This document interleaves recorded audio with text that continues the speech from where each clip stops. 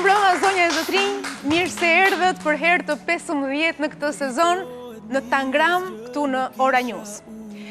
Në fakt, ju e dini tashmë të gjithë që ne këtu e bëjmë Shqipërinë ashtu siç duan fëmijët. Dhe të gjithë bashk, e kanë fjalën për ne të rriturit, madje dëshiroj që edhe ju miq, të rritur që na ndiqni nga ekrani, të reflektoni që t'ja u bëjmë Shqipërinë fëmijëve ashtu siç e duan ata. Pra, të mirë. Miqtë e ftuar të mbrëmjes së sotme sigurisht janë nga ata më të mirët, nuk po marr shumë kohë, zonja e zotrinj Lindita Nikolla, Ministre e Arsimit dhe Sportit të Republikës Shqipërisë. Mirëmbrëma zonja Nikolla, është nder prezenca juaj sonte në Tangram. Mersi për mua dhe faleminderit për ftesën. U bë kaq kohë që punoni për fëmijët, jeni edhe nën, madje një fëmijë të shkëlqyer. Besoj se sonte edhe fëmijët do të ndjehen komod me prezencën tuaj. Jam fatlume, besoj edhe dy kolegët fatlum që kemi fëmijë kaq talentuar që pse jo edhe mësojmë prej tyre.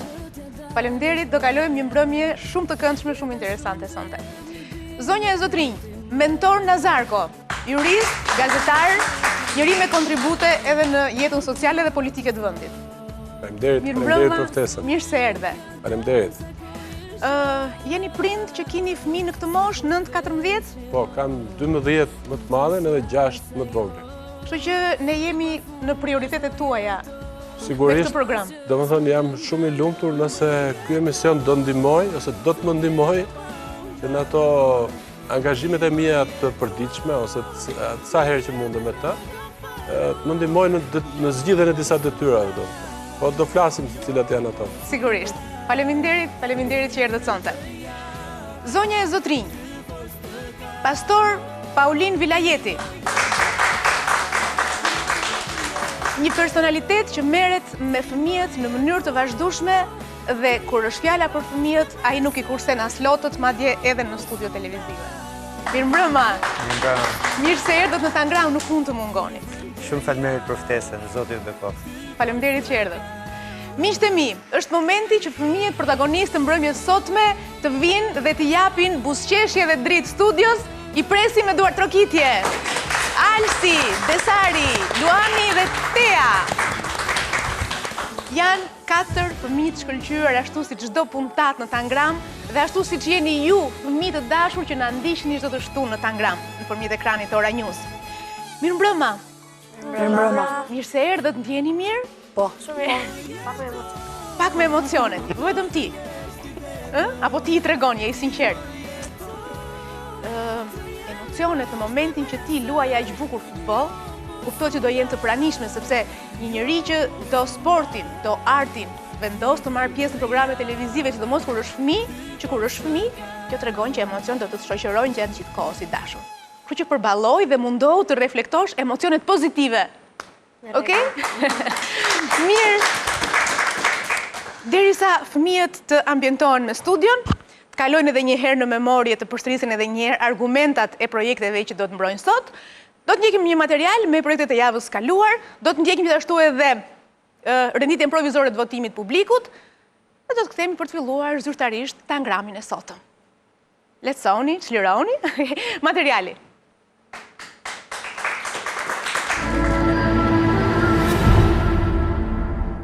Ariela Bramo, 11 vjeç, shkolla Atë Zef Pëllumbi, Tiranë. Shqipëria më e mirë kur ne respektojmë njëri tjetrin. Çfarë mendoni për dhunën ndaj grave në Shqipëri dhe si ndikon kjo? Dhuna ndaj grave është një çështje që i prek që të gjithë. Është një çështje që diskutohet shumë edhe nuk bëhet asgjë. A ndjeni parazi gjinore midis teje dhe burrit tuaj? Çfarë duhet të bëjmë ne për të pasur barazi gjinore? Atëherë, së pari puna ju kalon burrave, duhet jenë më tolerant ndaj grave, duhet jenë më të respektueshëm.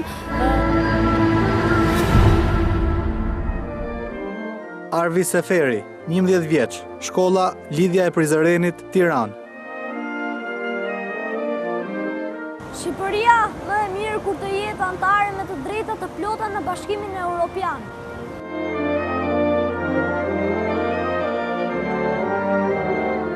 Antarësimi i Shqipërisë në BE do të sjellë përfitime për të gjithë shtetasit shqiptar. Antarësimi i Shqipërisë në BE sjell demokraci, 2 shtetë të së drejtës, 3 mbrojtja e të drejtave të njeriut dhe të fëmijëve, 4 pakicave kombëtare. Ema Neçka, 12 vjeç, shkolla Kushtrimi i Lirisë, Durrës. Shqipëria është më e mirë kur të gjithë jemi të barabartë para ligjit. You give me your soul, your innocent love. You are the one. Sa herë jam pranë detit, ndjej për masën e lirisë. Ligjet janë një grup rregullash që bëhen për të mirën e njerëzve dhe ju shërbejnë atyre. Megjithëse jetojmë në një shtet demokratik, jo gjithmonë ligjet e shkruara në kushtetut zbatohen siç duhet dhe ligji nuk është i barabartë për të gjithë. Ne fëmijët nuk duam të dëgjojmë më për vetësi të korruptuar dhe për korrupsion. Ne duam një Shqipëri të mirë për të gjithë. Projekti jot për sot. Mbjell një bimë për një Shqipëri më të mirë. Glen Qesku, 10 vjeç, shkolla Turgut Ozal, Tiranë.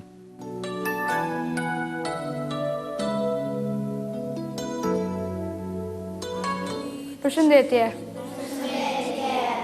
Ju më njini jam shoku juaj dhe kam ardhur këtu sot për t'ju treguar se sa e rëndësishme është natyra për ne.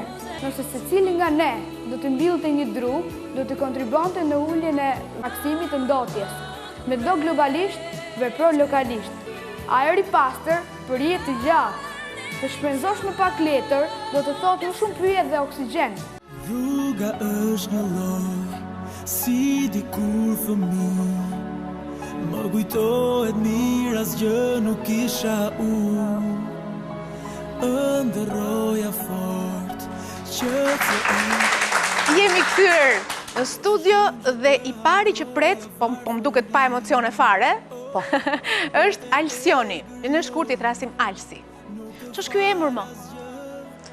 Alsion është emri i bashkimit të babit dhe të mamit të emrat. Al e ka emri babi Altin dhe është marrë Alëja, ndërsa Son është dhe emri mamit Sonila, Sonja. Shumë bukur, e gëzofsh emrin, ti ke gjithmonë me vete prindrit e tu, edhe dashurinë e madhe të tyre që kanë për njëri tjetrin, shkëlqyshëm. Projekti që ke zgjedhur për sot në Tangram. Shqipëria më e mirë, shtetet fqinj do shkojnë mirë me njëri tjetrin. Dhe ti mendon që Shqipëria ta inicoi këtë marrëdhënien shumë të mirë mes njëri tjetrit? Ta filloj ajo e para. Po çfarë na shërben ne kjo? Po ku i di, ndonjëherë ne mund të ngrëm biznese me njëri tjetrin, mund të të ndajmë kulturat me njëri tjetrin, ndonjëherë mund të bëjmë dhe familje me njëri tjetrin. Interesante. Dhe përpara të gjitha këtyre na ndihmon që të integrohemi sa më shpejt në Europë. Po. Okej, mirë. Nga je me origjinë ti? Vlora. Ti je me origjinë nga Vlora. Pra një vlonjat. Bën thirrje gjithë vendeve të rajonit, gjithë vendeve të Ballkanit për një fqinjësi sa më të mirë. Gjithsesi, do të ndjekim çfarë na propozon Alsi dhe do të diskutojmë dhe të komentojmë në studio. Materiali. Alsion Haxhiaj, 13 vjeç, shkolla Albanët, Tiranë. Shqipëria më e mirë nëse ne shqiptarët bëhemi promotor të një fqinjësie sa më të mirë.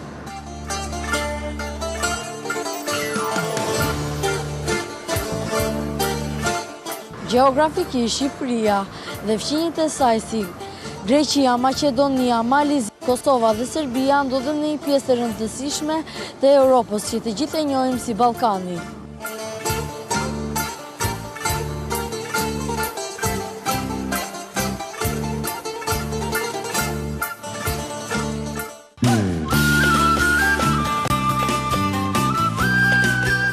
Historia shpeshherë na ka vendosur në sfida të vështira mes njëri tjetrit dhe nga kjo ka lind një nacionalizëm i sëmur ku shpeshherë ka përfunduar me urrejtje midis njëri tjetrit.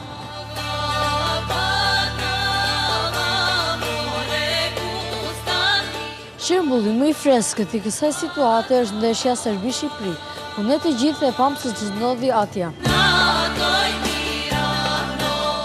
që mos të përsëritet më kjo situatë pa kuptim, në fillim i bëj thirrje shtetit shqiptar dhe shteteve fqinje që të krijojmë një klimë fqinjësie sa më të mirë, sepse sot e përgjithmonë ne mund të ndajmë kulturën me njëri tjetrin, sepse sot e përgjithmonë ne mund të bëjmë biznes me njëri tjetrin, po ku i dihet, mund të krijojmë edhe familje me njëri tjetrin.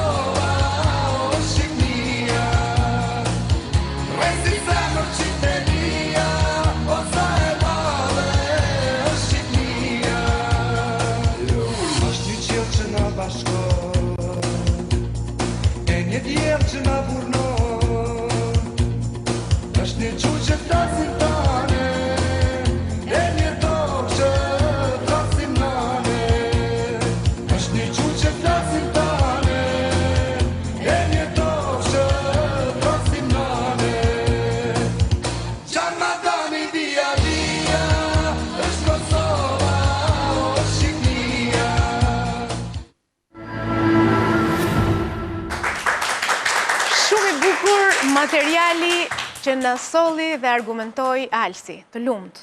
Faleminderit. Zonja Nikola. Shumë bresuese gjithçka që përcolli Alsioni së bashku me shokët dhe shoqet e tij. Vërtet është një gjë të jetë e vënd kjo temë që ka zgjedhur Alsionin, kuptimin jo vetëm të vlerave identitare që populli ynë ka, që lidhet me bashkëjetesën, me harmoninë brenda vendit, por pse jo, këto vlera le transmetohen edhe ato të fqinjësisë mirë. Në fakt, Alsioni në fjalën e tij u referua edhe ndeshjes Serbi-Shqipëri, por nëse do të ishe referuar edhe ndeshjes së kthimit Shqipëri-Serbi, besoj që ka qenë një moment, edhe pse nuk u transmetua shumë gjatë lojës së futbollit, kam parë erdhën studentë dhe nxënës serbisë që flinin në shtëpitë e studentëve shqiptar dhe ka qenë nga momente, do të thoja, më të bukura të punës sime, jo vetëm si ministre, po të punës sime edhe si mësuese, kur shikoja se sa shumë gjëra të përbashkëta kishte midis studentëve shqiptar dhe studentëve serb. Kishin shumë gjëra të përbashkëta në kuptimin e vlerave, po kishin akoma dhe më të përbashkëta problematikën.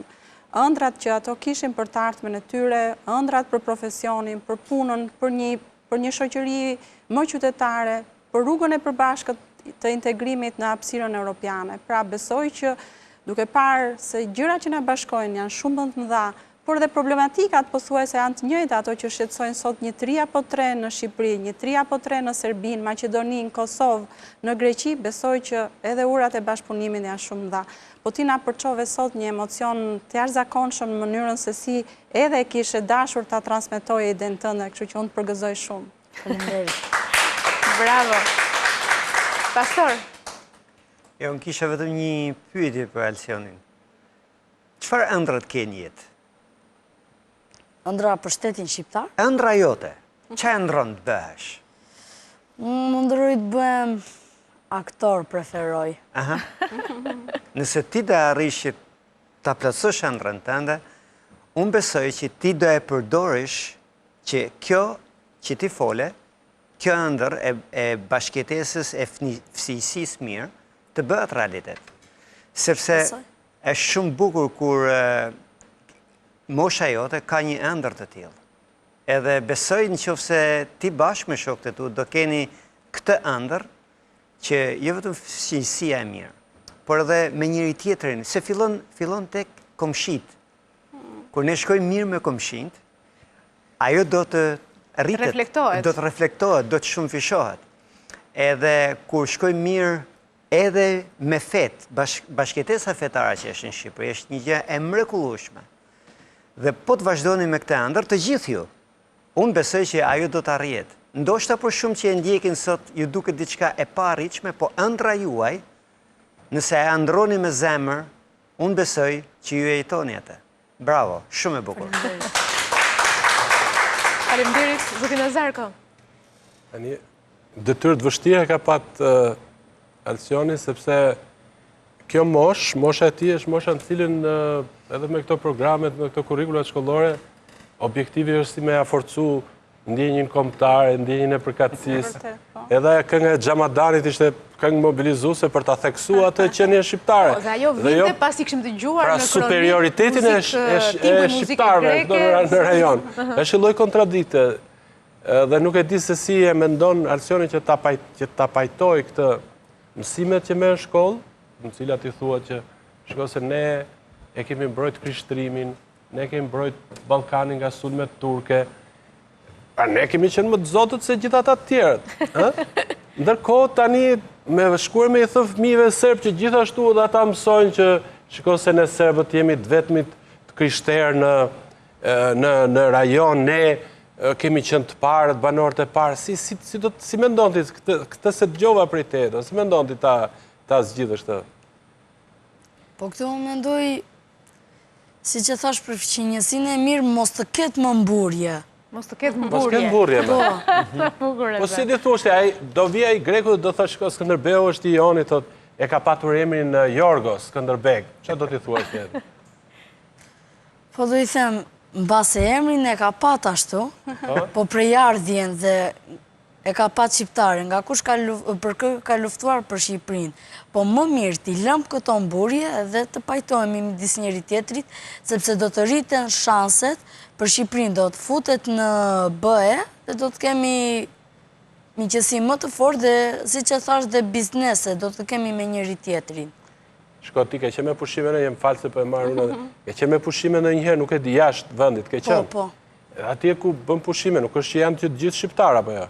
Jo, së janë gjithë.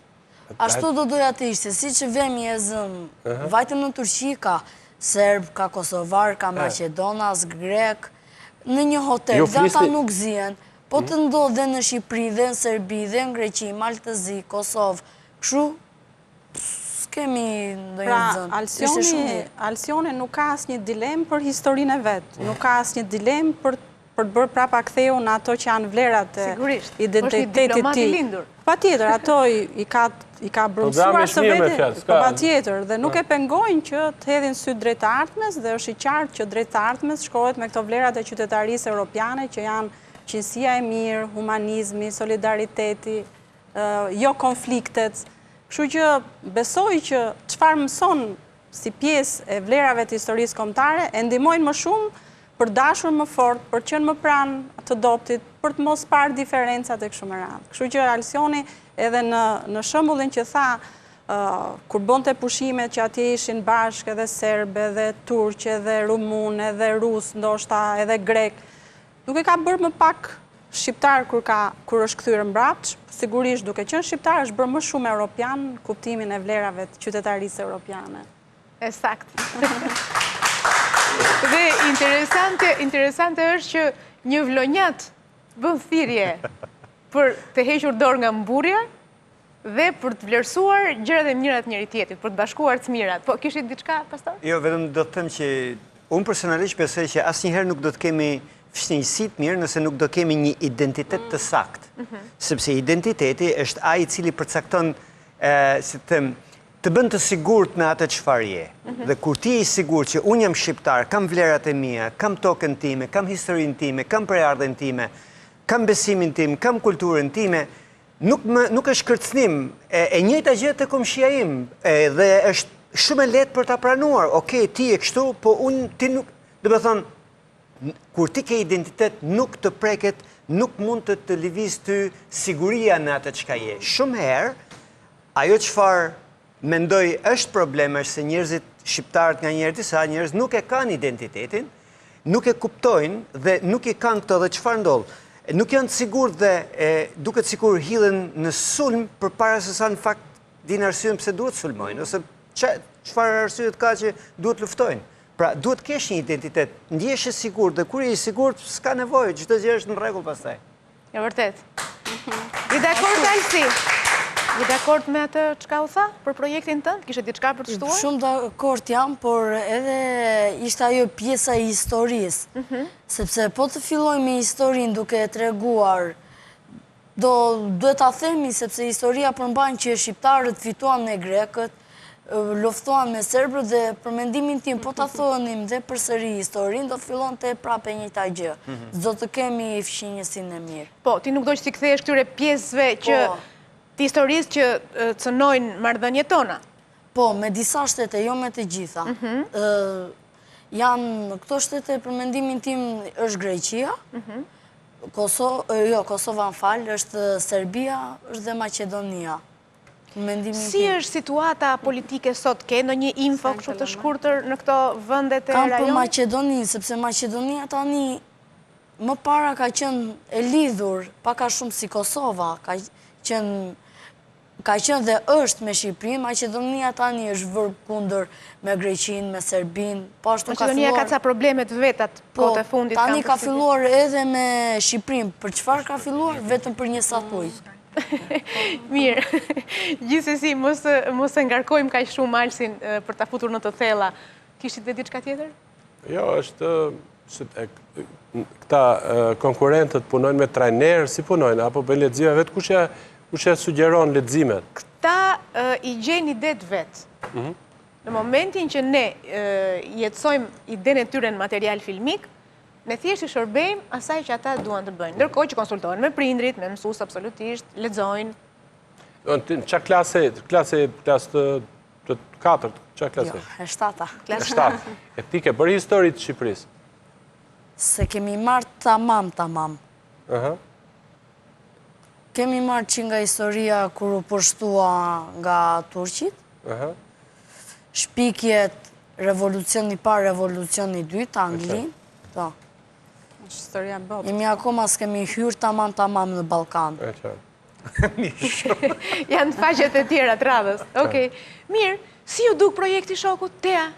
Mendoj se ishte një projekt shumë i mirë dhe i realizuar, dhe mendoj se kohët e fundit sidomos është bërë vërtet problema carimi marrëdhënieve ndërmjet shteteve. Dhe mendoj se në qoftë se njerëzit do të dëgjonin pak më tepër, do të ishte shumë mirë. Dhe do të respektonin njëri tjetrin, vlerat. Ani, ishe dhe pjesë? Unë jam vazhdimi i Alsit, por mendoj se Alsi kishte një ide shumë të mirë. Kishte një ide shumë të mirë, dhe në fakt idetë e të dy shokëve lidhen, por pasi të kemi dëgjuar edhe Desarin, sepse Ani thotë është mirë që ne të inicojmë një kampionat balkanik të futbollit, do më thëmë vazhdojmë të jemi të Ballkani, por duke e parë të nëpërmjet së rëndësisë që ka sporti, do kemi kohë. Desar, si të duk të projekti Shokut? Mua më duket ide shumë e mirë. Se që mori ato shembujt, shumë të mirë ishin edhe shembujt. Të duk interesante ajo pjesa që fëmijë në moshën tuaj vinin me flamujt e vendeve të Ballkanit dhe i mbanin flamujt bashkë, ashtu siç qëndronin bashkë të përqafuar. Të dha ndonjë ndjeshmëri kjo situatë, kjo pamje? Pse do t'i bënte mirë Shqipërisë një fqinjësi e mirë? Ose dhe vendeve të tjera që do ta pranonin këtë nismë që sapo na prezantoi Alsi? Sepse kur kemi ndonjë problem, neve mund të zgjidhim edhe me shtetet e tjera, për shembull. Është ajo që tha pastori, që duhet të shkojmë në fillim mirë me komshinjt, me fqinjet, pastaj me të tjerët. Po, të të bëj një pyetje, me komshinjt aty të lagjës ose të pallatit, çfarë marrëdhënie keni? Unë kam shumë mira me... Nuk zjeni pse e fike pompën, pse ndeze pompën? Jo. Nuk e kanë me pompën. Po juve, Tea? Që marrëdhënie keni me fqinjët? Me fqinjët kemi marrëdhënie shumë të mira, nuk është se kanë ndonjëherë grindje, nuk kanë ndodhur ndonjëherë. Nuk del ndonjë komshi e poshtë, pse na i shkunde atë batanien ose picetën e bukës? Jo, mirë. Që kanë te kaluar këto, kështu që pas ka të drejtë Alsi që kërkon një marrëdhënie më të mirë për te kufirit të derës së shtëpisë. Po në fakt unë kisha një sugjerim për Alsionin, se fjala projekt në fakt është një fjalë e madhe, ka një ide edhe një draft projekt parë, po do t'ju do t'i lutesh Alsionit dhe besoj që është duke na ndjekur edhe mësusja apo mësuesit e Alsionit për shkak të Alsionit që është pjesë e këtij programi. Të bëni një vizitë në shkollat e minoritetit në Presp, ku janë fëmijë të familjeve me maqedonase, apo në Gjirokastër, ka disa shkolla aty të minoritetit grek, për të bërë ca aktivitetet përbashkëta dhe për të parë se sa dhe si kjo ide mund të zhvillohet më tej dhe kaloj sigurisht në trajtën e një projekti më të plot me aktivitetet përbashkëta.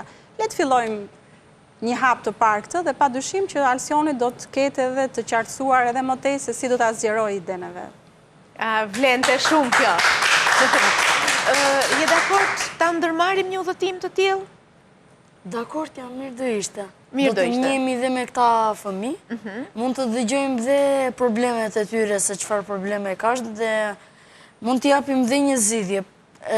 E zëm, një shembull, mund të kemi vend tek një shkollë, edhe është një fëmijë serb, sepse me Serbinë kemi çik marrëdhënie. Edhe ai fëmia thotë që nuk trajtohen mirë, shokët më të tallë. Kam përshtypjen se këtu ne i trajtojmë mirë pakicat. Kam përshtypjen. Në këtë pjesë jemi pak pa dashur të mburrem që të bie në atë, Por do të thoja, ti je i gatshëm të ndihmosh në çdo rast. Po, do ta ndihmoja, sepse mund të thoja këtyre fëmijëve, zakonisht ata që i ngacmojmë, thoja, po sikur të shkonit ju tani me familje në Serbi dhe fëmijët serb të ngacmonin ju, në çfarë pozite do të ishit? Bravo, ti ke ndërmend të bëhesh aktor, po unë të them që rrugës të fillosh të mendosh mbase i shërben më mirë diplomacisë edhe i jep kontribut më të madh vendit. Apo dëshira për të bërë aktor, ndoshta na tregon atë që artistët ose edhe sportistët arrin më përpara se politika të krijojnë. E zëm, po. U bëra aktor. Unë mund të sugjeroj një film që të flas për Greqinë, për një si udhëtim. Ose mund ta bëj dhe me aktorë të tjerë, që mund të jenë nga këta vende, mund të jenë të Tani ti këdo luash në film shqiptarin apo serbin, këtë më thuaj mua. Po varet kush do më bjeri, se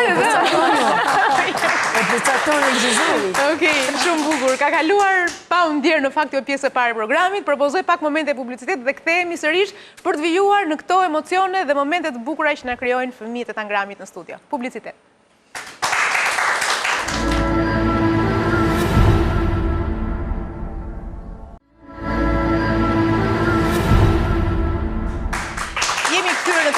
Falenderojmë Eurosig dhe kemi gati një projekt tjetër të mbrëmjes sotme.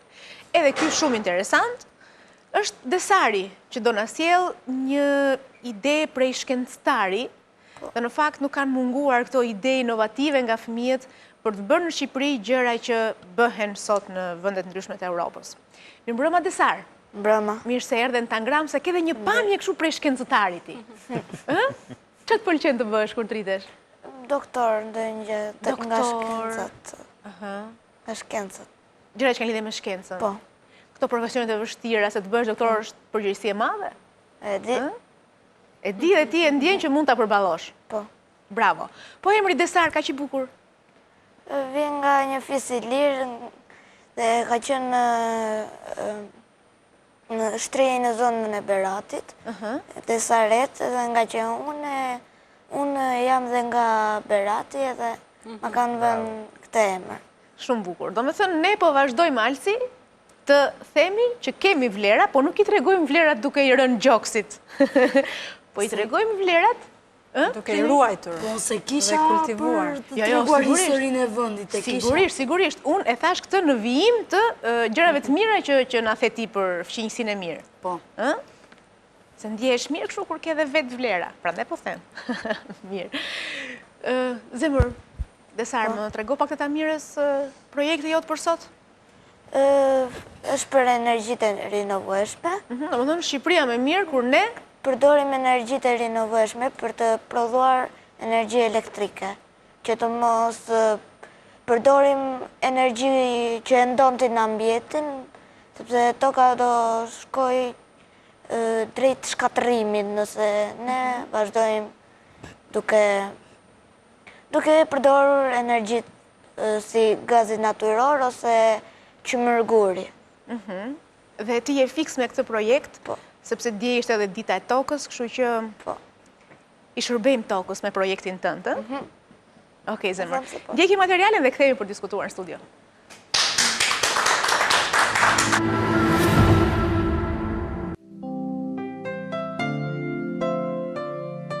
Desar Hoxha, 11 vjeç, shkolla Albanët, Tiranë. Shqipëria më e mirë kur ne përdorim energjitë e ripërdoritshme.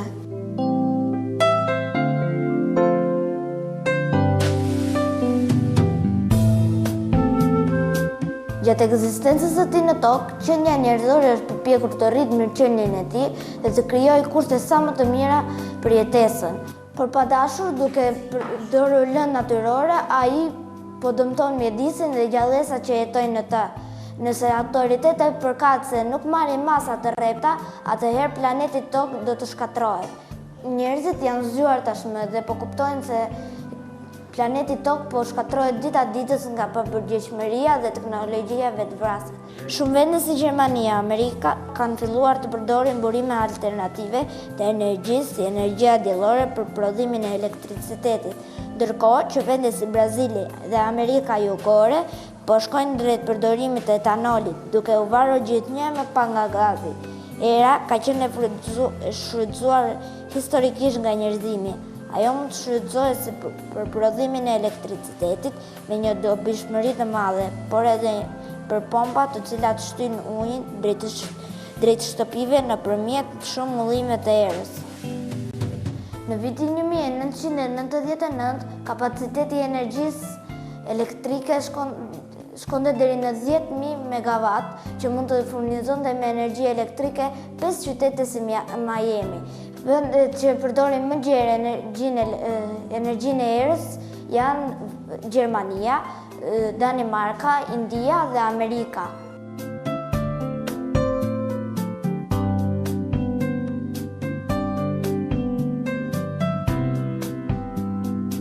Për të shpjeguar atë që sapo thash, ne kemi ndërtuar 2 makete, një central ere dhe një hidrocentral. Tani për t'ju vërtetuar se këtë central ere funksionon, tani do bëjmë një eksperiment.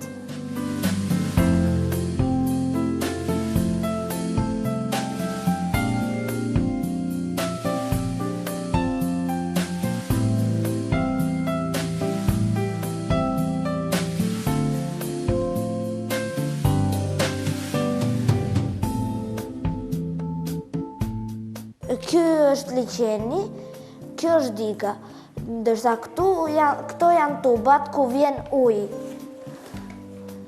Këtu janë turbinat që e shndrojnë energjinë elektrike. Këtu është ndarësi përdorimin, ndërsa ky është teli, që çon në çdo shtëpi.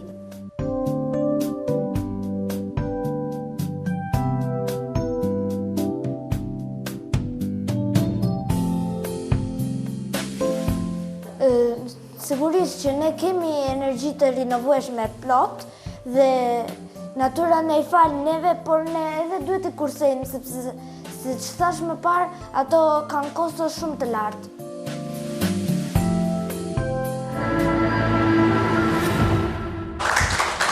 Shumë interesant dhe mënyra se si e trajtoi idenë e ti Desari ishte tamam për një shkencëtarit vërtet. Do me thënë ti, aty kërkoje të lidhje praktikën, atë gjë që mëson në shkollë, me atë gjë që ne duhet të bëjmë. Na bërë edhe eksperimentin, Zoti Nazarko, si të duk projekti? Tash ti më lejon mua, jo se jam gazetar investigativ, po me që jam marrë me gazetari që të kuptoj më shumë se si Desari vajte të ka jo ide. Vajte vetë, u këshillove me dikë, ato që pam ne aty që ishte maketi një hidrocentrali, një liqeni, ishte përgatitur prej te bashkë me shokët, që ka ndodhë, apo prej mësusit lëndës? Nga që këtë energjit e rinovueshme i kam në lëndën e diturisë, dhe ai kapitull më ka pëlqyer shumë. Edhe më pëlqeu që ta bëja identime për energjit e rinovueshme. Maketet hidrocentralin i kam bërë mendimet e shokut, mendimin e shokve, sigurisht. Sepse këta njohin mirë dhe punën në grup, mendimin e shokve, sigurisht, të djali. Po me gjatë të jetë do të bësh mjek, nuk do të bësh inxhinier ose inxhinier elektrik ose këtë. Jo, se më pëlqenjë shumë. Konstruktor apo... Më pëlqenjë. Apo do t'i bësh të dyja, se në fakt ka patur njerëz që kanë specializim në një fushë dhe pastaj janë marrë me... Jo, ai ka dëshirë me sa marrë vesh që të bëhet mjek, po përpara se sa ta ketë punën më të lehtë, ta rregulloj këtë problemin e pislekut të ajrit dhe të ambientit. Që të ketë sa më pak smundje, apo jo? Po. Shumë mirë. Përpos kësaj, padyshim që ai jeton të tashmen, dhe e tashmja nuk është mjek. Është një nxënës që do të bëjë sa më mirë detyrën e vet, që do të thotë në të gjitha lëndët të jetë një nxënës i përkushtuar dhe të përfitojë sa më shumë dije. Por ajo që unë pash tek ajo që prezantoi Desari është totalisht një projekt, se si ideja apo si projekti kalon gjitha fazat e tij, të idesë deri në produktin përfundimtar me ato objektiva që ti kishe vënë për të prodhuar energjinë me burime të rinovueshme. Në tabel, në fakt, ishte tema e mësimit, po një sy vëmendshëm i një zyshe e dallon dhe kishte marrur në atë ditë, besoj, mësimi, kishe burimet e rinovueshme dhe burimet e pa rinovueshme, dhe syri i mpret dhe dëshira e Desarit për të eksploruar çoi që të vijonte me një ide që u finalizuar në një projekt. Tjetër merite e Desarit ishte që zgjedh që t'i realizojë idetë e veta duke punuar në grup. Kishte në grup edhe 2 shokë të tjerë, sigurisht përdori bashkë me ta edhe mjetet të tjera për të finalizuar idenë e vetë, që në fakt ishte një projekt i mirëfill. Bravo Desar. Projektet janë futur tashmë goxha fuqishëm nëpër shkolla dhe fëmijët janë shumë të lumtur që një pjesë shumë të mirë, shumë të madhe vlerësimit e marrin përmjet projekteve. Po, sepse besoj që shkollës sonë i ka munguar, ose le të themi asaj shkolle që na ka formuar, se mund të jemi të një brezi, i ka munguar kjo pjesa aplikative ku nxënësit mësojnë të bëjnë. Praktika. Mësojnë të bëjnë, pra dijet i përdorin në jetën e tyre që të bëhen të suksesshëm në atë që ato duan të bëhen në jetë. Ndërsa në kohën tonë, shkolla ishte shumë e mbingarkuar me informacion dhe pa dyshim i vyer dhe ai, ne mësonim të gjitha lëndët dhe mungonte kjo pjesa që lidhet me anën aplikative që sot finalizohet përmes projekteve, eseve apo punëve të tjera individuale ose në grup. Mendoj që është një moment kthese për sa i përket formimit të çdo nxënësi, sigurisht ka shumë për të bërë dhe ndoshta vjen në ndihmë edhe një proces i ri në të cilën është futur shkolla shqiptare, një kurrikule që është e orientuar nga kompetencat.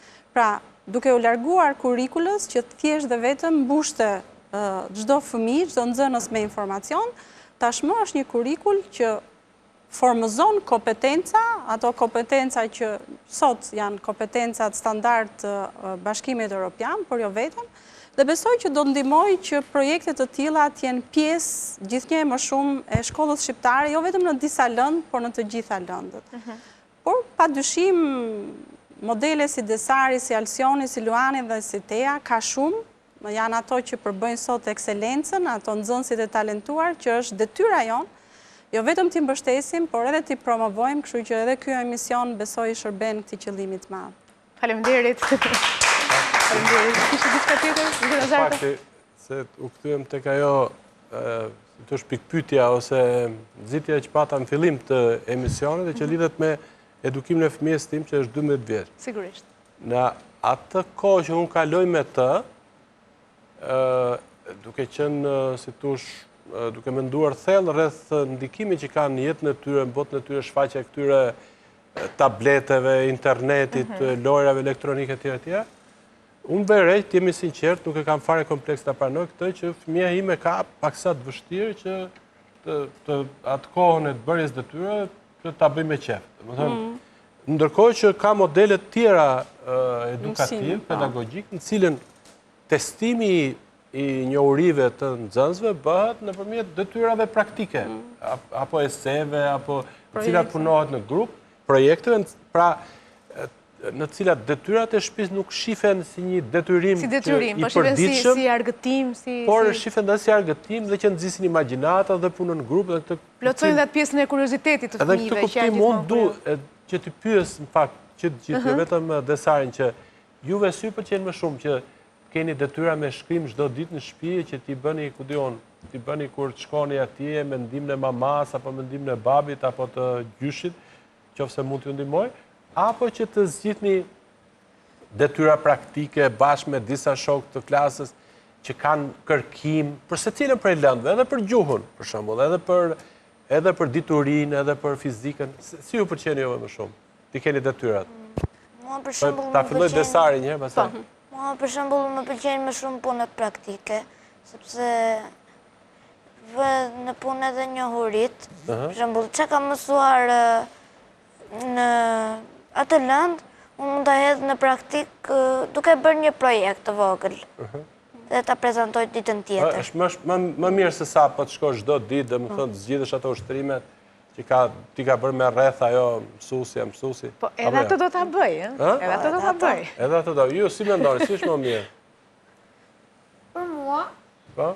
Për mua më pëlqen më shumë puna në grup, sepse bashkohemi të gjithë për të bërë një projekt. Po. Më mirë se sa çdo ditë bësh kështu në mënyrë. Po ty te? Edhe për mendimin tim është më mirë një punë në projekt sepse edhe në punën me projekt vë në dopi dihet që ke, por edhe mëson se si ta bësh, ta realizosh diçka, sepse ti mund të dish gjithë teorema, gjithë njohurit, por kur vjen puna për ta realizuar mund të kesh probleme. Dhe puna në projekt ndihmon këtë. Po Alcioni që është nga Vlora, çfarë mendon? Po afron vera, na fton në plazh. Sepse në punën me projekt kemi mundësi.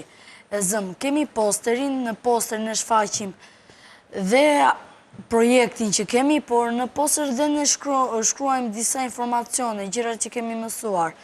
Posteri mund të jetë diçka prezantuese, ndërsa projekti mund ta ndërtojmë në grup me disa shokë dhe kjo na bën që edhe nxënësi më i dobët të angazhohet. Edhe kjo interesante. Interesante, patjetër, që ka të bëjë me anën aplikative dhe atë që tha mentori pa dyshim, por sigurisht që të vish në momentin që të përshfaqesh në grup, ke nevojë edhe për këtë pjesën individuale. Se ndryshe nuk ke më konkurrencë dhe nxitje për të qenë më mirë dhe nuk ke kaq larmi individualitetesh. Ja shiko, vetëm 2 prezantime pam dhe jemi në gjendje të dallojmë Alcionin, Desarin, ngjyrimet që kanë, dijen e tyre, pasionet e tyre, pra kjo e bën jetën të larmishme dhe kjo e bën padyshim edhe punën në grup shumë më rezultative, se jeni komplementar, jeni konkurrues me njëri tjetrin për shkak të dijes personale të gjithkujt. Edhe të pasioneve. Po, pastor? Zonja Lindita, në fakt, e kapi atë që desha të them unë dhe unë do të vazhdoj. Është shumë mirë kur brezi ju e mendon se si ta shpëtojmë botën.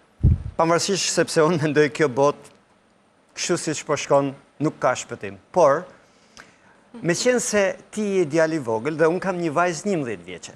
Unë do flas për ty dhe për moshën tënde si kur flas me vajzën time. Nëse me të vërtet në zemrën tënde është ta shpëtosh botën, filloj duke e fik dritën në shpinë tënde që ti kur je në dhomën tënde, del jashtë dhe lën ndezur. Po e fike dritën në dhomën, në banjo, në korridor, e ke filluar që tani shpëtimin e botës. Sa më pak drita, sa më pak karikus celular që ne rri lam kot në për karikime, filloj që këtu, thuj babit, babi, unë kam vendosur thuj ta shpëtoj botën, do ta heq karikusin e celularit, mos ta la kot aty sepse shpenzon. Do e heq nga priza televizorin sepse ajo drita të shpenzon. Filloj që këtu. Ti edhe ke për të parë. Na i dha shembullin në fakt na i dha shembullin te materiali filmik, ku fiku në fund të projektit fiku dritën. Fantastike. Okej. Si ju duk projekti shokut? Ideja ishte mjaft e bukur se sot ndotja e mjedisit nuk është problem vetëm në Shqipëri, por në mbar botën. Dhe Shqipëria ka mjaft resurse që mund t'i përdor për të prodhuar energji që gjithashtu të mbrojë mjedisin. Jo duke përdor resurset të cilat mund të dëmtojnë mjedisin si nafta, qymërguret e tjerë. Mua më erdhi shumë mirë që këtë projekt e prezantoi një mjek i ardhshëm.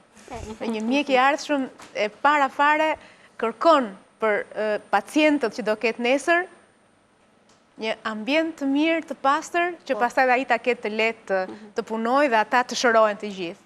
Po. Bravo. Kështu duhet jenë mjekët, si Desari. Si su duk ty, Ani? Mua projekti më duk shumë i bukur dhe shumë i leverdishëm. Shumë i leverdishëm, pikërisht që këtë fjalë nuk e tham deri tani. Për mjedisin. Bravo. Edhe Alsit me siguri i pëlqeu. Mua më pëlqeu shumë, sepse si që tha dhe Tea, do t'ja ka shkuar në maksimum, sidomos në Kinë dhe Japoni, ku kemi fabrikat e gjithë botës, por të vjet dhe këto energjit e rinëvueshme, do t'ishte më mirë, do të vieshin edhe në Shqipëri, sepse në gjithë botën paka shumë janë vënd. Në mos jo mulli ere, por kemi kemi për turbinat e ujt, kemi në det. Ne në Shqipëri mund t'i kemi të dyja, por minimalisht mund të kemi turbinat e erës. Minimalisht. Panelet diellore. Edhe panelet diellore. Panelet diellore, sigurisht. Edhe për panelet kemi pasur një projekt në Tangram. Që mund të ketë turbina në det. Më pëlqeu kjo pjesa shumë e këtyre energjive. Si qesha i sa bukur. Unë ndjeve mirë. Na tregove të gjithve që mund të përdorim edhe ujin, edhe erën, për të përfituar edhe ne, por edhe planeti ynë. Të lumë Desar. Shkëlqyer. Është momenti një projekti tjetër shumë të bukur, jam shumë e sigurt që fëmijët do argëtohen, do gjejnë veten kur çojnë këtë projekt, por edhe ne të gjithë, nëse miqtë tanë na kanë ndjekur që në fillim, pra kanë ndjekur edhe projektin e Alsit të parit, do të shohin që ky është një vazhdim i atij projekti, por duke u nisur nga dashuria shumë e madhe dhe nga pasioni për sportin. Luan, mirëmbrëma. Mirëmbrëma. Mirë se erdhe. Ti ke një emër shumë të bukur. Faleminderit. I kujt është ky emër që të është vënë ty? Emri Luan është i xhaxhait tim. Mua ma ka vënë kështu sepse xhaxhai nuk ka pasur fëmijë, kështu që ma vendosën mua Luan. Ma vendosi nëna. Shumë e bukur. Në fakt, Luani ne e njohim është ai mbreti i kafshëve për nga fuqia, për nga energjia. Kafshatrina. Ti ndjehesh mbret? Princ për momentin. Që të bën të ndje? A të bën ndonjë që të ndjehesh mbret? Tani unë nuk dua të mburrem, por ndihem mbret. Bravo. Shumë bukur. Projekti yt për sot, Shqipëria më e mirë? Kur ne bashkojmë edhe Serbinë, edhe Malin e Zi dhe Shqipërinë bashkë në futboll. Do më thënë, ti thua që nëpërmjet sportit ne të bashkohemi dhe të jemi fqinj të mirë. Fqinj të mirë. Mirë, okej. Është një vazhdim në fakt i projektit të Alsit, por është krejt tjetër, ne do shohim fëmijë duke luajtur futboll, goca dhe çuna bashk, dhe Luani thot, Shqipëria më e mirë, kur ne të kemi edhe një kampionat ballkanik, futbolli për moshat tona, dhe s'do ishte fare keq, sepse në fakt në nivele të tilla kompeticionet janë shumë të mira, sidomos për fëmijët. Ndjekje materiale.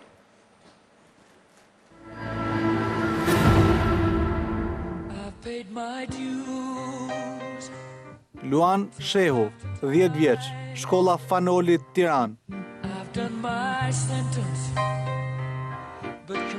Shqipëria më e mirë kur ne japim rëndësi sportit.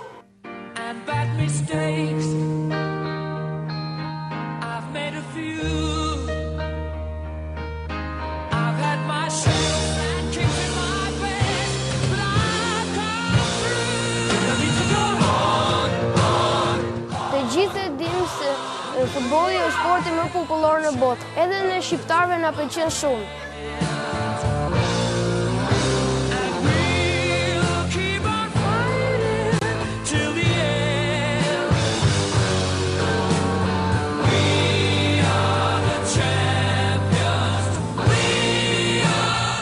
Ne që të vegjël e ndjekim futbollin edhe e luajmë atë bashkë me prindrit.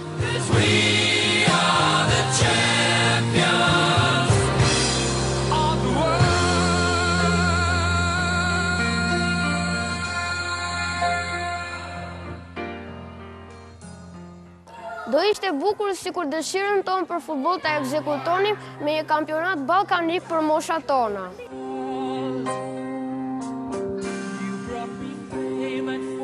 And everything that goes with it. I thank you all, but it's been no bed of roses, no pleasure cruise. I consider it a challenge before the whole human race, and I ain't gonna lose.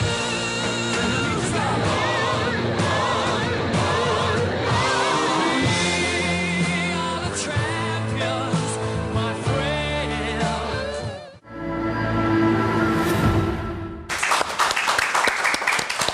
Shumë i bukur edhe projekti jot, ë? Si thua, pse ri kaq i thjesht, moj, po ishte shumë i bukur projekti jot. Ë? U kënaqët dje aty, dhe Calceto që luajtë të gjithë goca dhe çuna bashk. Unë, për mendimin tim, u kënaqa shumë bashkë me kushërinë tim. Edhe me gocat dhe çunat që luajtë të futboll aty. Po, zakonisht edhe në shkollë luan apo luan mbas shkollë? Në fakt në shkollë rrallëherë luajmë, më shumë bëjmë ushtrime, por unë për vete nuk e di në qoftë se Alsi është kënaqur dhe aq shumë. Ta pyesim herë? Ta pyesim, edhe ti u kënaqe? Po, ishte ide shumë e bukur edhe ishte dhe ideja që përveç se u bashkuan dhe shtetet fqinj me njëri tjetrin, por edhe vajzat edhe djemt u bashkuan për një sport, në një sport. Sepse ne nuk kemi sporte që edhe vajzat dhe djemt të garojmë bashkë. Për futbollin e ke fjalën ti, se kemi shumë të zhvilluar futbollin e vajzave? Si, ku e kishe këtë?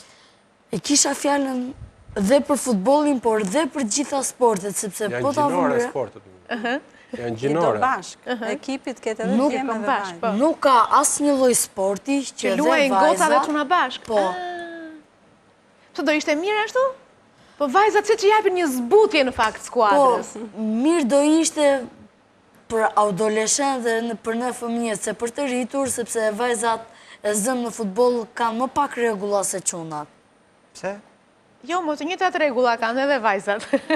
Po, do me thënë, çunat ka dhe raste për çunat që bien nga goditja me sup dhe nuk quhet faul, ose dhe nga pengjet, nuk quhet faul, por për vajzat në që janë çiksi më delikate, edhe jepet dhe faulli më i vogël. Po kam përshtypjen se ato e ruajnë vetë njëra tjetrën, janë më fair në lojën që bëjnë. Apo mos mburemi në gocat kote? Se besoj. Ashtu, mirë. Okej. Si të duk projekti Jani? Ishte një projekt shumë i bukur, duke qenë se ishte dhe vazhdimi i projektit parë, dhe sikur e plotsoj edhe më tepër duke dhënë një ide se si mund ta realizojmë ne këtë fshinësinë e mirë. Çfarë është për ju, çdo të thotë për ju një kompeticion, një konkurim në nivele, po themi, ndërkombëtare, në nivele ballkanike? Jo vetëm në futboll, edhe ndoshta në fusha të tjera të ndryshme. Kompeticion kur ka masa ballkanike, mendoj se është më tepër për të krijuar marrëdhënie më të mira, por edhe për të, duke qenë se ideja ka qenë dhe në sport, mund të pikasë edhe talente. Më pëlqeu kjo, të pëlqeu të luan kjo që tha shoqja, i shërben njohjeve, i shërben marrëdhënieve të mira së pari dhe pastaj edhe sportit, edhe dëshirës për të luajtur? Mua një herë më pëlqeu shumë kjo ide, sepse e plotson edhe futbollin, edhe mes çunave dhe gocave. Unë mendoj se edhe çunat dhe gocat duhet të luajnë bashkë, jo çunat veç, gocat veç. Ja ta mendojmë edhe këtë. Interesante edhe kjo. Si të duk këtë projekti? Ta mendojmë ministre se është edhe sportit. Po. Ja të dëgjojmë fëmijët? Mua më pëlqeu shumë ideja që kishte edhe vajzat, sepse ndonjëherë ne çunat i përbuzim vajzat, nuk i lëm të luajnë me ne, për shembull. Edhe ne duhet të lëm më shumë të lozin. Nuk duhet të ketë përbuzje midis gjinive. Bravo. Edhe idenë shumë të mirë. Edhe për fqinësin. I shërben dhe fqinësis? Ide e mirë. I shumë e mirë, sepse ne ndonjëherë në futboll, ndonjëherë kemi e zëm ka ndrime skuadrash nga një shtet në shtetin tjetër, për shembull. Dhe më pëlqeu shumë ideja. Të pëlqeu, bravo, shumë mirë. Për të marrë mendimin e miqve të panelit, pak momente pas publicitetit.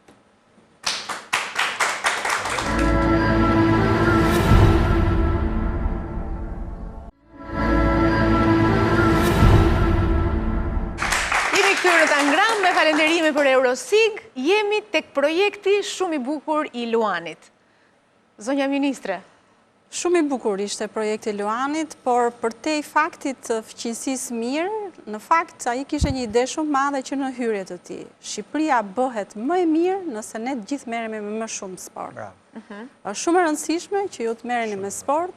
Sporti jo vetëm është një kujdes për shëndetin, se jemi mësuar gjithmonë të kujdesemi për sëmundjen, po sporti është ai që na bën gjithëve të kujdesemi për shëndetin, jashtë dhe pavarësisht nëse jemi pjesë e ndonjë ekipi apo ndonjë sporti të veçantë. Kështu që unë ju përgëzoj për idenë që thatë dhe dëshiroj që ju të merreni sa më shumë me sport, sepse sporti përveç se kujdesit për shëndetin edukon. Edukon fair play-in, edukon cilësi të jo dhunës, cilësi të jo racizmit, cilësi të garës, të kompeticionit, po pse jo guximin, precin, energjin, pra janë gjitha këto vlera që kush më bukur se sporti i bën. Ndaj, Shqipëria bëhet më mirë, me sa më shumë sport merremi të gjithë ne, po ju posaçërisht që jeni një brez i ri. Unë përgëzoj për idenë, e sigurisht edhe idenë e Ballkaniadave.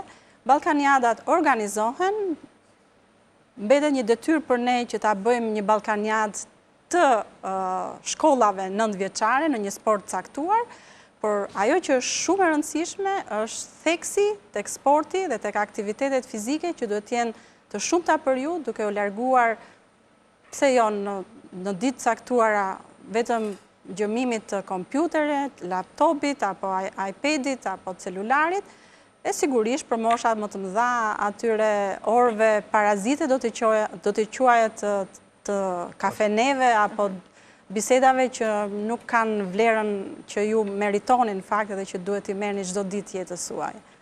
Përgëzime, Luan. Ato juritë e këtyre talent show-ve duken gjithmonë njerëzor në momentin kur duhet t'japi vlerësimet. Po, edhe mua, por ne këtu i inkurajojmë fëmijët. Unë nuk kërkoj nga ju asnjë vot. Jo, ajo që votat tuaja mund të jenë të fsheta? Jo, duhet hap një pistë që mund të ngjajë provokuese, por në të vërtetë nuk është mirë, është më mirë që t'jemi reale dhe fëmijët jenë reale dhe fëmijët jenë realist për atë se çfarë fshihet mbrapa një hipoteze të tillë. Dhe për të ta thjeshtuar ty, jepen ndeshjen tonë me Serbinë. Mirë që, nëse do kishte tifoz, do kishte sherrët më dha, po kishte sherrë eventuale ose sherrë që priteshin edhe për ata që ishin jashtë stadiumit. Pra, kjo ideja e kampionatit ballkanik, është një ide që mund na fusi mund na fusi flakën, mund na fusi sherrët mes tyre. Pse beson ti të kundërtën, pra që një kampionat ballkanik futbolli ta zëm, por fëmijësh ama mund të bëj paqen të kundërtën e asaj që FIFA, UEFA duan ta shmangin. Tani thon ato, mos krijoni më çifte tipit Shqipëri-Serbi apo Kroaci-Serbi apo ku do të se çfarë. Si mendon ti këtë? Unë mendoj se të rriturit kur bën ndeshje Serbi-Shqipëri e bën të pa kuptim atë zënje. Po e bën ata, pra. Po fëmijët nuk bëjnë pra nga këto, thuaj. Ja, mos e tregon përgjigjen, mos e tregon përgjigjen, leta ta bëj. Fëmijët janë të qetë. Sigurisht. Me leje? Po. Po. Me leje? Pa problem. Unë e mendoj që Luani kam përtej imagjinatës sonë. Fakt, ne jemi shumë vjetër, ai ka një imagjinatë më të madhe, ai e mendon në një stadium që është duke luajtur futboll me bashkëmoshatarët e vetë Serbisë dhe mamat dhe babat e fëmijëve kanë mbushur shkallët e stadiumit dhe padyshim do të ketë një situatë krejt të re të tifozërisë që me pasionin e padyshim mbrojtjes skuadrës vetë, por sigurisht larg atyre shprehjeve që ne i dëgjojmë rëndom. Kështu që le të jetë një mësim edhe në qoftë se nuk kemi një garë me bashkëmoshatar të vendeve fqinj, por jeni ju të njërës klasë me klasën tjetër, Çfarë ndodh me tifozërinë? Si ju përkrajnë, si ju mbështesin? A ka shprehje që ju zëdoni t'i dëgjoni? Si i zgjidhni këto momente? Si bëni ata pjesë të garës që duhet tjetë në fakt me tifozëri pa dyshim të fort, por larg shprehjeve që nuk janë të rëndomta apo shfaqjeve tjera që sjellin racizëm apo dhunë. Këtë kishe parasysh? Tani, jo këtë tamam. Më falë atëherë. Gabojnë të ministrat në njërë? Patjetër. Po, për ato sharjet që nuk ishin të hishme, jam dakord. Sepse ka njerëz që shajnë shumë për Serbinë, për Malin e Zi, ose dhe për Greqinë, më shumë për këta që janë jashtë shtetit tonë. Se këtu brënda skini nga këto, brënda për brënda, kur luani me shokët, me shoqet. Po, unë kam një pyetje. Pse ne kemi ka qenë atë Serbinë? Jo, më kushta, ne i pritëm serbët këtu, ashtu si shdim të presim miqt. Ja, kjo është një ëndër shumë e bukur, sepse, imagina, unë besoj që ëndra jote ka një bazë me një themel fantastik. Kur ti nuk dinë arsyem pse urrejmë t'i kenë, si që the pse urrejmë Serbinë, është një bazë shumë e mirë që ti të vendosësh një ëndër, sepse një ëndër që mbi themel nuk ka urrejtjen, nuk ka smiren, nuk ka të keqen, nuk ka luftën për pushtet, por ka dëshirën për progres, kjo ëndër është e mrekullueshme. Ajo që tha zonja Lindita ishte shumë e rëndësishme në fakt, sepse do ishte gjëja më e mirë që çdo shkollë të fuste sportin tek klasat të shkollat. Dhe për mua është një ëndër e mrekullueshme. Sepse në kohën tonë ne kena luajtur në borë, kemi luajtur në për rrugë, kemi luajtur gjithkohën kemi luajtur. Dhe faktikisht në moshën tonë kemi luajtur djema dhe vajza bashkë, nuk kemi luajtur ndryshe. Po sot unë besoj që duhet të jetë më e fuqishme sportin e për shkolla, sepse jo vetëm fëmijët do t'jenë më të shkatë, po do t'jenë më produktiv, do t'jetë truri në lëviz më shumë, do jenë më të zgjuar, edhe uroj, më të shëndetshëm, mendrisht edhe fizikisht. Nuk duhet jemi vetëm me iPad-rat dhe kompjutera, duhet jemi vetëm me lojra me top e gjëra. Fatkesish ky është sporti me i madh sot, iPad-i, kompjuteri, edhe ndjej dhimbje këtë. Mua më pëlqen projekti jot shumë. Ti jemi ndershëm, është projekt që mua më ka prekur. Për shkak se unë dua të shikoj çdo fëmijë shqiptar duke bërë sport, sepse jam i bindur që do jetë një benefit shumë i madh për çdo fëmijë. Jo vetëm shqiptare, edhe nga Serbia. Patjetër. Okej, mirë. Luan.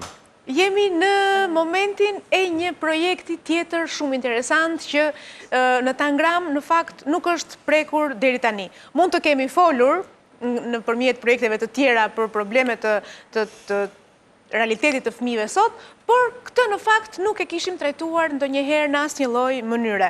Në fakt ka qenë një ose më mirë të flas Tea, më mirë Tea. Shqipëria do të ishte një vend më i mirë sikur së bashku të mund të ndalonin bullizmin. Bullizmi është një, le ta themi, është një fenomen. Një fenomen të cilin s'para kemi hasur shpesh në vendin tonë, kemi njohur përmjet filmave në Amerikë apo diku tjetër. Në Shqipëri nuk ka qenë problem për tu diskutuar. Pse kohët e fundit? Kohët e fundit ka filluar është bërë shumë i përhapur bullizmi dhe shumë shqetësues se mosha e fëmijëve të cilët janë pre ose ushtrojnë bullizmin, ka filluar të ulet, duke e rritur numri dhe 1/4 fëmijë është i prekur nga bullizmi dhe llogaritet rreth 13 milion fëmijë në vit. Dhe një fakt që është shumë shqetësues është se 2 në 9 fëmijë ose 19 fëmijë në vit që përjetojnë bullizmin kryejnë tentativa për vetvrasje. Kjo është një statistikë që ti ku e ke? Këto statistika i kam gjetur dhe i kam lexuar në internet. Janë matur nga kompani të ndryshme që merren me matjen e këtyre statistikave. Unë do isha shumë kurioze së bashku me mua edhe miqt që na ndjekin. Pse e solle ti këtë projekt në program? Sepse besoj se bullizmi nuk është një problem vetëm në Shqipëri, po është një problem global.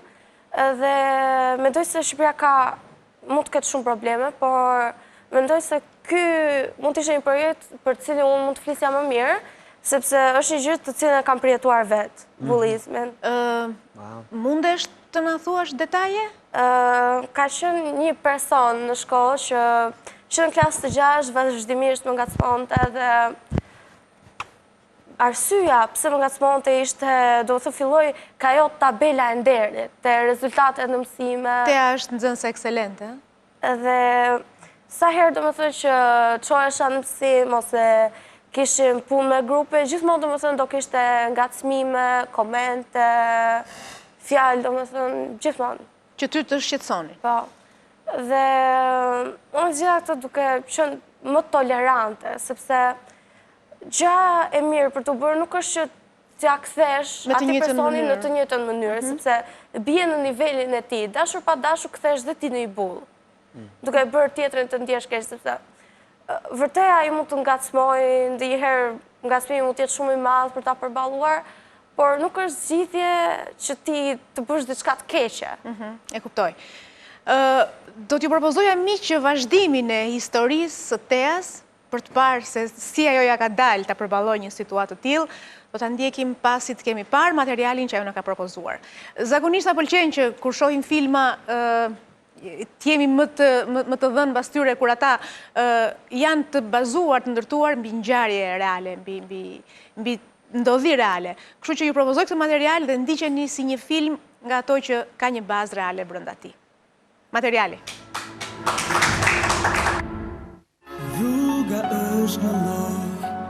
Teja Kashahu, 14 vjeç, shkolla Fanoli, Tiranë. Shqipëria do të ishte një vend më i mirë, sikur së bashkut mund të ndalojnë fenomenin e bullizmit. Që të ikja larg, doja shumë që të harroja varfërin. Bote e grijo.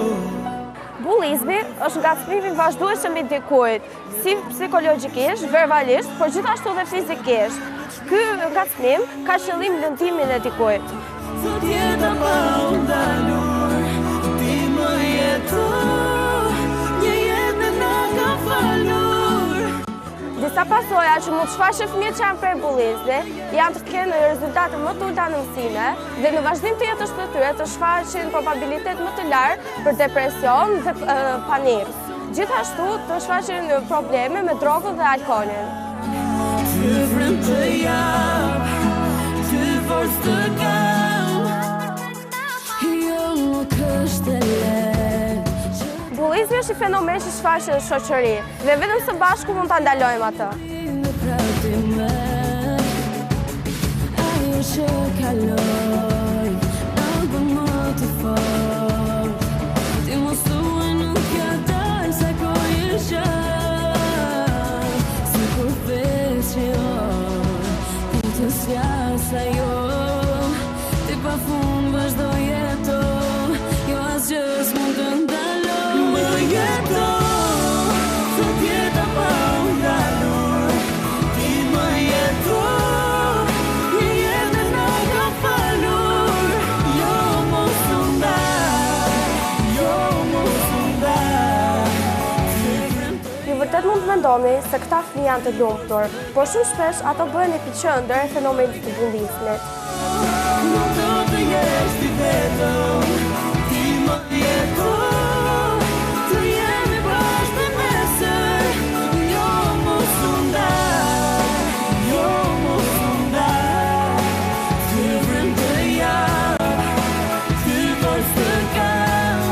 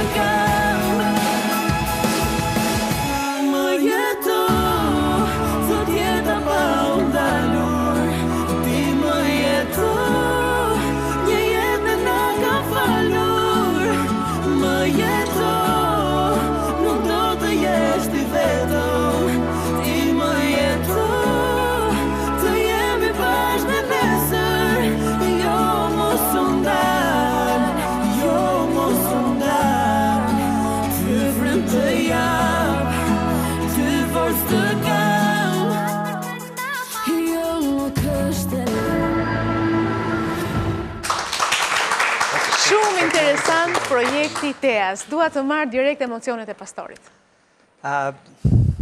Nuk e di, kam një pyetje, a dini çfarë do të thotë fjala pastor?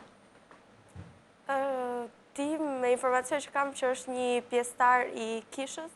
Po, jam predikues, besimtar dhe është prift në kishën ungjillore. Dua vetëm të them që projekti juaj është një projekt që është shumë i rëndësishëm. Meqense unë jam pastor dhe jam besimtar, duhet të them këtë gjë. Të gjithë fëmijët që nga historia e krijimit parë e deri më sot, Zoti asnjëherë nuk ka përsëritur 2 herë një njeri në të njëjtën mënyrë. Çdo njeri është i papërsëritshëm. Të gjithë janë unik. Të gjithë janë unik. Dhe ne jemi ndryshe. Dhe unë mendoj ajo çfarë ju ishit që bët në projekt ishte, doni të tregoni që ndryshe nuk është rrezik, po ndryshe është bekim. Pra, nëse ne e shikojmë një fëmijë që është ndryshe nga ne duhet të shikojmë si një bekim, jo si një rrezik që ta përjashtojmë nga shoqëria. Dhe nëse ne arrijmë një gjë të tillë, dhe unë po të them, në Shqipëri është shumë problem. Ka qenë gjithmonë, edhe në brezin tonë, kemi patur për çmimin, menjanimin, për buzjen, sharjet, nofka të ndryshme që i kemi vendosur njëri tjetrit, ato në fakt e bajnë fëmin të mbyllet në vetvete. Dhe sa më shumë ju vetë fëmi të bani këtë gjë, aq më bukur do të jetë jeta juaj me njëri tjetrin. Në fakt, fëmijët të cilët janë ndryshe nga ju, kanë shumë nevojë për përkrahjen tuaj. Prindi mund të t'jap një këshill, mësuesi mund të t'jap një direktivë, por nëse vetë ju fëmijët nuk ndërmerrni hapin e parë që ju t'jeni ata të cilët t'i thoni stop bullizmit, në zemrën tuaj, në mentalitetin tuaj, dhe ta pranosh tjetrin me të gjitha gjërat të cilat ty të duken defekte, por ka një shprehje shumë bukur, edhe shpreha thot nëse në Bibël, nëse ka një gjë të mirë, pas asaj kapu. Dhe kur kapesh mas të mirës, absolutisht bullizmi do luftohet. Zoti ju bekoft. Zonja Lindita. Unë do të vazhdoj aty ku nga pastori. Në fakt, pash aty një pasazh që ti nuk je vetëm. Lejoni të bashkohem edhe unë me ju, me shkollën Fanoli, që ju mos t'jeni vetëm. Besoj do bëhem edhe unë një zë, që gjithë bashkë duke filluar nga nesër, kur futemi në klasë, themi një kompliment, themi një fjalë të bukur, drejtuar shokut bangës, atij që është para, pa atij që është mbrapa, e më pas për të vijuar me atë që duhet ndodhë në fakt në tempojt e edukimit në shkollat shqiptare, me një proces të mirë organizuar për të thënë realisht stop. Pastori tha një ide shumë bukur, në fakt, dhe unë ndërkohë po mendoja se sinqerisht ndjem likësht si nënë, si qytetare, pa folur pastaj edhe për pozicionin si ministre e arsimit, që ky fenomen po bëhet mbizotrues në moshën tuaj edhe në shkollat e Shqipërisë. Se si mund të fillojmë ta ndryshojmë dhe ta minimizojmë. Po mendoja se si që të vendosja në klasë kur ju mos t'jeni në ato rreshtat njëri pas tjetri, po t'jeni përballë njëri tjetrit, ndoshta mund të ishte një mundësi. Gjysë rrethi, mund të ishte një mundësi. Tjetra mundësi besoj do të ishte, por ashtu siç tha pastori, kur vi nga ju janë edhe më të forta dhe më të qëndrueshme, që ju vetë organizoni aktivitete apo tema caktuara ku flitet për specifikat veçanta, për talentet veçanta dhe të përpiqeni të identifikoni në këto talente pikërisht ato bashkëmoshatarët tuaj që janë pre e fenomenit bullizmit. Rruga është ndryshme për ta mundësuar këtë, por unë po e mbyll tu duke të thënë Tea që bravo me idenë që solle dhe lejom të jem edhe unë një zë bashkë me ty për të mundësuar një histori ndryshe në shkollën Fanoli. Vetëm një gjë do thoja, megjithëse është del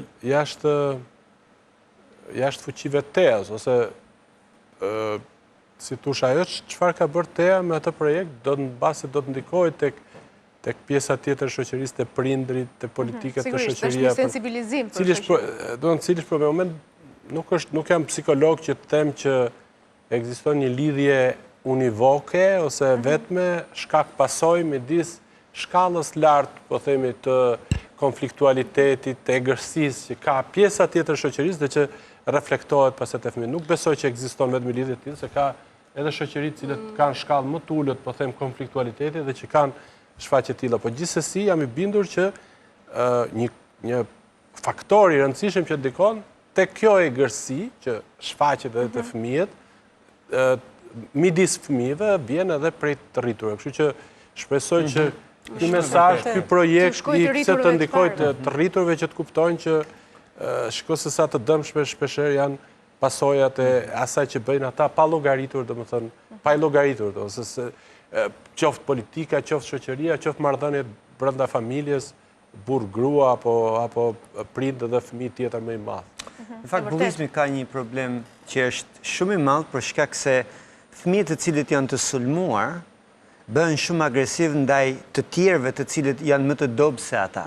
Dhe duket sikur ai sulmi midis të dobëve rritet dhe është më agresiv dhe e çon deri tek fëmijët të cilët janë ndryshe edhe në mënyrën se si ata ndoshta e konceptojnë vlerën e jetës.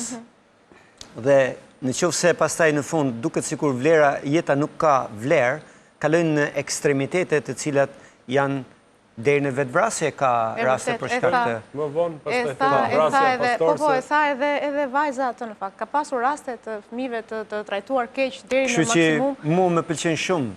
Edhe zonja ministre, unë jam shumë i inkurajuar nga ajo që thatë ju për të qenë pjesë e kësaj. Edhe shkojmë bashkë pastor. Po, absolutisht jam gati. Ditën që u xhirua materiali në shkollë, ne gjetëm një ambient jashtëzakonisht motivues dhe bashkëpunues për të bërë këtë projekt. Ju besoj e pat se sa shumë nxënës ishin përfshirë për t'i thënë jo bullizmit, madje gjatë gjithë kohës të xhirimit, aty ishte zysha kujdestare dhe psikologja e shkollës, në mënyrë që çdo detaj të ishte nën kontroll, që fëmijët të dilnin sa më mirë me materialin dhe që puna e tyre të jepte mesazhet e duhura, kështu që unë e falenderoj nga zemra nëpërmjet Tangramit, nëpërmjet sotme stafin e Fanolit. Faleminderit. Dhe dua të them tek Teja për të përfunduar historinë. Mendoj se çelësi për zgjidhjen e bullizmit është thjesht tolerant. Ti je tolerant ti që e vuan së pari këtë pjesë? Domethënë mua më ndihmoi shumë dhe mësuesja ime kujdestare, të cilën duhet ta falenderoj pa mas për gjithë ato net që e kemi shqetësuar dhe kemi lënë pa gjumë. Shpeshherë virtutin e mirënjohjes fëmijët e kanë shfaqur në këtë program dhe mua vjen mirë për këtë. Gjithmonë ka qenë si një mama, si një nënt për ne, për gjithë klasën, që kanë ndjekur që në klasën e 5. Dhe domethënë me personin të cilin më shqetësonte, u ballafashuam, domethënë folëm se pse po ndodh kjo, sepse duhet ta kuptosh se pse, çfarë duhet të futesh edhe në botën e atij të futesh që bën ta shohësh në këndvështrimin e tij se mos kam shqetësuar, mos kam bërë diçka që ti po ma bën mua këtë, sepse duhet të ketë një arsye. Dhe domethënë i zgjidhëm dhe mund të them që ai person i cili mua më shqetësonte është një nga miqtë e mi më të mirë. Vërtet? Po. Shumë interesante. Edhe është e çuditshme se si mund të ndryshojnë gjërat. Po të ma thoje këtë që do ndoste kështu një vit më përpara, nuk do i kisha besuar kurrë. Bravo, lumt.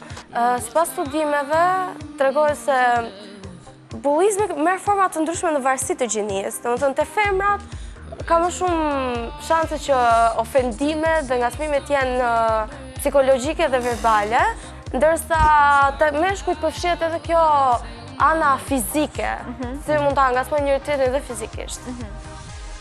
Si u ndjeve që shkëlqeve sonte në Tangram? Shumë mirë. Me siguri po të ndjekin mësuesit, shoqet, shokët. Dhe të lumt që ti solle sot dhe na bëre të gjithëve të reflektojmë dhe sensibilizove mbar opinionin publik për këtë fenomen i cili në fakt, siç e tha dhe Suti Nazarko, duhet të fillojë nga ne të rriturit në mënyrën se si i edukojmë dhe se si i trajtojmë fëmijët tanë.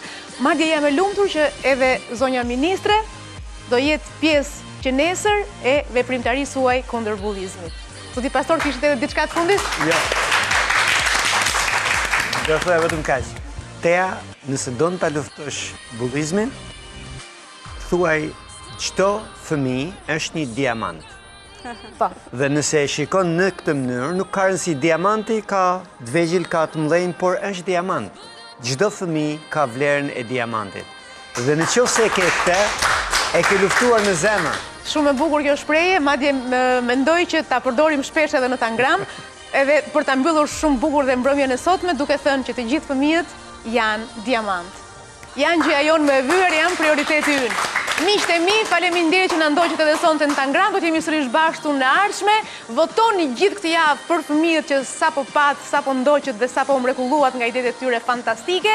Këtë javë kemi Alsion 57, Desar 58, Luan 59 dhe Tea 60. Mbështetini fëmijët tanë, inkurajojini me vota, me fjalë të mira dhe mbi të gjitha me përgjegjësi të lartë për ta bërë Shqipërinë një vend më të mirë.